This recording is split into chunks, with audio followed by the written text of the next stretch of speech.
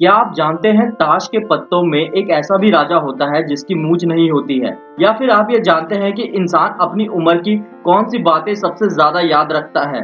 और अगर आपने ट्रिपल आर मूवी देखी होगी तो क्या आपको पता है उसमें जो झंडा यूज़ किया गया है, उसका क्या है राज? जानने के लिए बने रहिए हमारे इस वीडियो के अंत तक। फैक्ट नंबर 10 भले ही घर के दीवारों और दरवाजों पे लगे मकड़ी के जालों को देखकर आपको गंदगी का एहसास होता होगा, जिसकी वजह से उन जालों को जल्दी हटा दिया जाता है।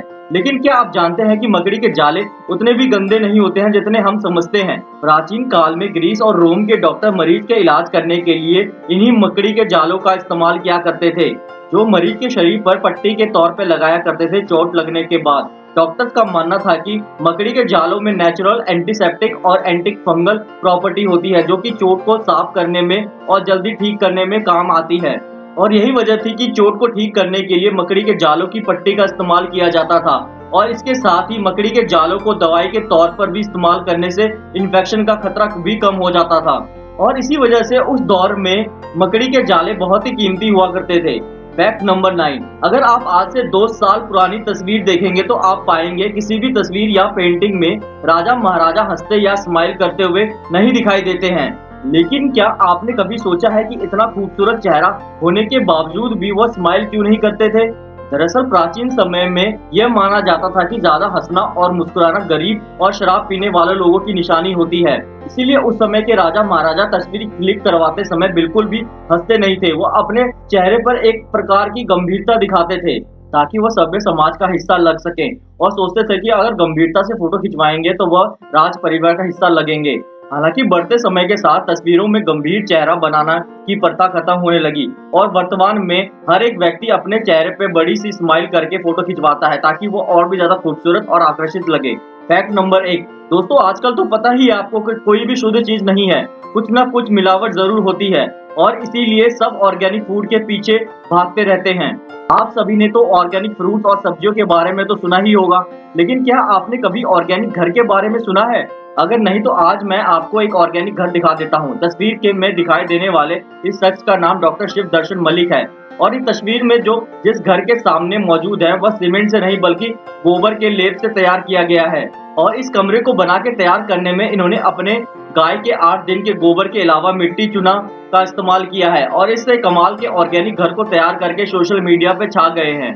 फैक्ट नंबर 7 आप में से बहुत सारे लोगों ने हॉलीवुड फिल्म सुपरमैन तो जरूर देखी होगी। सुपर हीरो वाली यह पहली मूवी थी जो कि हर बच्चे और युवा की पहली पसंद है। लेकिन क्या आप जानते हैं सन 1938 में जब सुपरमैन के कैरेक्टर को बनाया गया था तब उसके पास हवा में उड़ने की शक्ति नहीं थी। उस समय इस कैरेक्टर को ऐसा बनाया गया था कि जो इमारतों से ऊंची ऊंची छलांग लगा सकता था और वापस जमीन में आ जाता। लेकिन साल 1940 में सुपरमैन को लेकर कार्टून शो बनाया गया तो उसे इमारतों से जंप करवाने और घुटनों को मोड़ने में काफी तकलीफ होती थी। इसलिए मेकर्स ने सुपरमैन के कैरेक्टर में बदलाव किया और उसे उड़ने की शक्ति दे दी ताकि उसे बार बार जमीन पर ना आना पड़े और सुपरमैन की ड्रेस पहन के घुटने मोड़ने में दिक्कत ना हो। इस तरह से सुपरमैन के पास हवा में उड़ने की शक्ति आई, जिसके बारे में बहुत ही कम लोग जानते होंगे। फैक्ट नंबर 6 हर देश की सड़कों पर ट्रैफिक लाइट मौजूद होती है ताकि लोग सिग्नल का ध्यान रख के आगे बढ़ सकें। रेड लाइट का मतलब स्टॉप, येलो का रेडी और ग्रीन का मतलब गो होता है, और इन नियमों को दुनिया के हर एक देश में फॉलो किया जाता है। लेकिन अगर आप जापान के सड़कों पर चल रहे हैं तो वहां पे आपको ट्रैफिक सिग्नल में आपको रेड और येलो लाइट तो दिखाई देगी, लेकिन ग्रीन लाइट गायब होगी। दरअसल जापान में ट्रैफिक सिग्नल में ग्रीन की जगह ब्लू लाइट लगी होती है, और ब्लू लाइट का मतलब वहां गो होता है। प्राचीन जापान भाषा में रंगों का नाम पर ब्लैक, व्हाइट, रेड और ब्लू कलर ही मौजूद थे, इसलिए वहां के हर एक रंगों को इसी नाम से बुलाते थे। जापान में ग्रीन कलर को भी ब्लू कहा जाता था, इसीलिए जब ट्रैफिक लाइट इंट्रोड्यूस हुआ तब ग्रीन लाइट की जगह ब्लू लाइट लगाई गई। लेकिन अभी जापान में ब्लू लाइट के नीचे ग्रीन कलर का सिग्नल भी होता है ताकि टूरिस्ट और नए लोगों को सिग्नल पहचानने में परेशानी का सामना न करना पड़े। फैक्ट नंबर 5 अक्सर हवाई जहाज सफर करने के दौरान जब यात्रियों को खाना परोसा जाता है तो उन्हें उसका स्वाद बहुत ही अजीब और अलग लगता है। लेकिन इसका ये मतलब नहीं है कि हवाई जहाज में यात्रियों को बेस्वाद वाला खाना दिया जाता है, बल्कि खाना बेस्वाद लगने के पीछे हमारी जीभ कारण होती है। एक रिसर्च से पता चलता है कि जब हवाई जहाज 35,000 फीट की ऊंचाई पे होता है तो उस समय सफर कर रहे यात्रियों के टेस्ट बड्स में असर पड़ने लग जाता है। ऐसे में जब फ्लाइट में यात्रियों को खाना परोसा जाता है तब टेस्ट बड्स में चेंजेस आने के कारण कोई भी खाने के स्वाद पहचानने की क्षमता 30% तक कम हो जाती है। ऐसे में यात्रियों को अच्छे खाने का स्वाद भी अच्छा नहीं लगता है। मीठी और नमकीन चीज भी खाने में अच्छी नहीं लगती है। आपको ये सुनकर और हैरानी होगी कि हवाई जहाज में यात्रा करने के दौरान इंसानों को सूंघने की क्षमता भी कम हो जाती है, जिसकी वजह से उसे खाने की अच्छी सुगंध का भी एहसास नहीं होता है। यही वजह है कि फ्लाइट में ज्यादा लोगों को खाने से जुड़ी शिकायत रहती है। फैक्ट नंबर 4, आप में से बहुत से लोगों को हॉर्स राइडिंग का शौक होगा और आपने भी हॉर्स राइडिंग का कंपटीशन भी देखा ही होगा।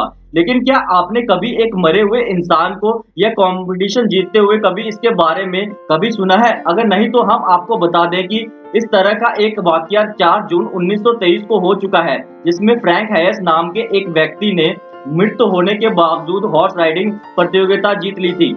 रेस के दौरान फ्रैंक हैयस को अचानक से हार्ट अटैक आ गया था, जिसकी वजह से घोड़े पे बैठे बैठे ही उनकी मौत हो गई थी। इसके बावजूद भी उनका घोड़ा लगातार भागता रहा और फिनिशिंग लाइन को पार करके रेस जीत ली। लेकिन घोड़े पे सवार फ्रैंक की मौत हो चुकी थी और इसके बावजूद भी उन्हें और उनके घोड़े को रेस का विनर घोषित किया गया।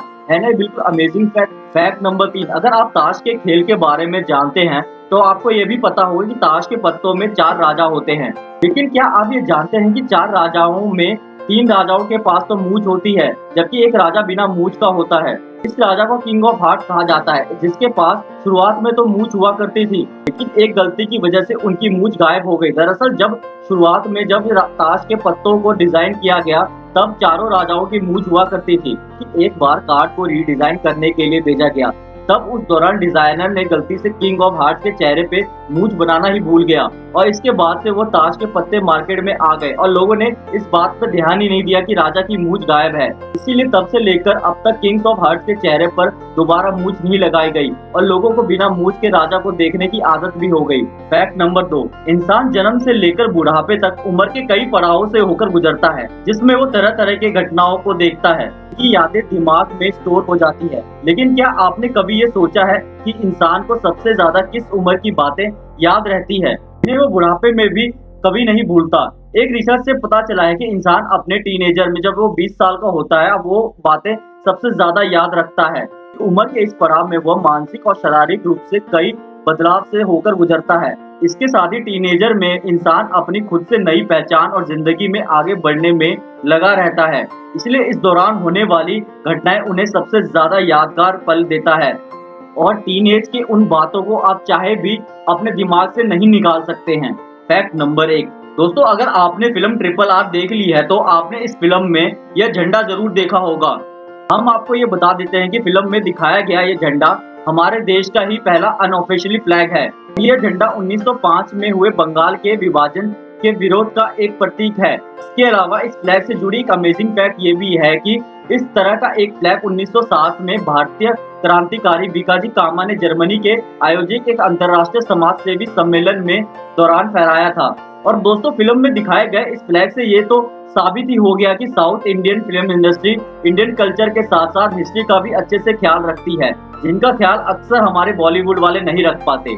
तो ये थी हमारी आज की वीडियो। आपको हमारी आज की इस वीडियो में कौन सा फैक्ट सबसे अच्छा लगा हमें कमेंट सेक्शन में जरूर बताएं। अगर वीडियो अच्छी लगी वीडियो को लाइक और चैनल को सब्सक्राइब भी कर दें।